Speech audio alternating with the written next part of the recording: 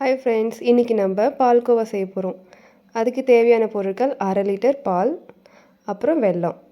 First நம்ம வெல்லத்தை நல்லா இடித்து வச்சுக்கோங்க. ஸ்டவ்வை பற்ற வச்சுட்டு பாலை நல்லா காய்ச்சணும். ஃபஸ்ட்டு பொங்கி வர அளவுக்கு காய்ச்சுங்க. இது கூட நான் வெல்லம் சேர்த்துக்கிட்டேன். நல்லா பொங்கி வந்த உடனே தான் நம்ம சிம்மில் வச்சுக்கணும். இதில் நம்ம வேறு எதுவுமே ஆட் பண்ண போகிறதில்ல, வெறும் வெல்லம் மட்டும்தான் ஆட் பண்ண போகிறோம். எல்லோரும் சர்க்கரை யூஸ் பண்ணுவாங்க, அது ஹெல்த்தி கிடையாது. அதுக்கு பதிலாக நான் வெல்லம் யூஸ் பண்ணுறேன். பார்த்திங்களா, பால் நல்லா பொங்கின உடனே நம்ம அதை சிம்மில் வச்சுக்கணும். சிம்மில் வச்சுட்டு அது நல்லா சுண்டாக காய்ச்சணும். இந்த அளவுக்கு நல்லா திக்காக வந்த உடனே கிண்டிக்கிட்டே இருங்க, அடி பிடிக்காமல் இருக்கணும்.